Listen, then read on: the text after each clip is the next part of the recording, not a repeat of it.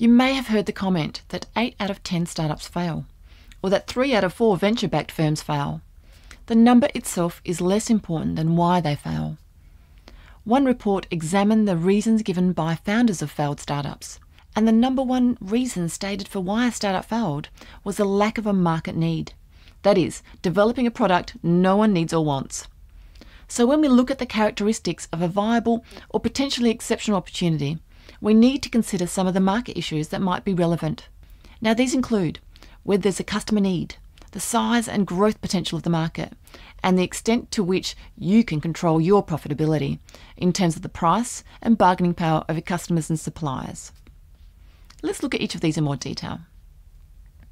As we've said, an important characteristic of a viable opportunity is that there is a market for the product or service. This means that there is an identifiable group of people whose lives will be easier or better in a substantial way because of your product or service. Now, this ideal group of potential customers should believe that they want or need your product or service. It is important to be able to identify and describe the potential customer group and their need.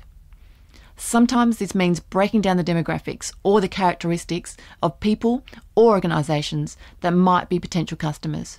So where do they live? How much disposable income do they have? What else are they interested in? What other solutions already exist that solve their problem?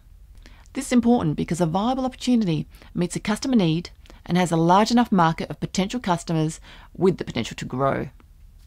Now let's talk about the size of markets and how it impacts your opportunity. If the market is large, then your competitors may not notice you're entering into the market. You may be able to fly in under the radar and successfully compete in the market and establish customer loyalty.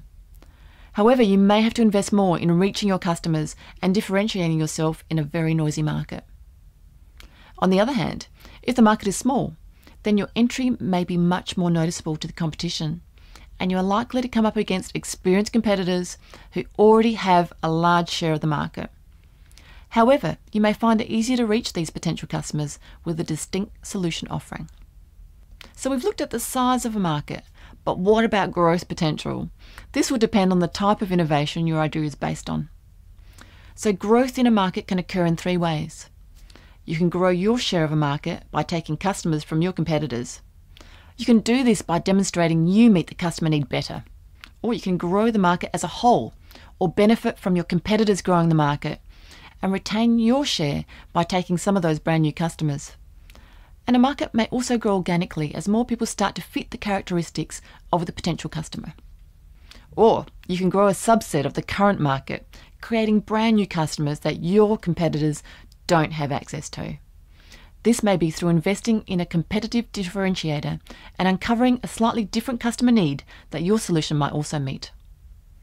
So for an ideal opportunity, you want the market to be growing, although there may be opportunities even in shrinking markets through mergers and takeovers. A question often asked about market growth is how fast should the market be growing? The answer is that while market growth at any rate is desirable, an annual market growth rate of 20% or more would be exceptional and would underpin a potentially extremely successful opportunity. Another characteristic of an ideal opportunity is the extent to which you can control your profitability. Now this may be impacted by the nature of the problem you're solving, that is, what the customer need is. It may also be impacted by the size and growth potential of the market.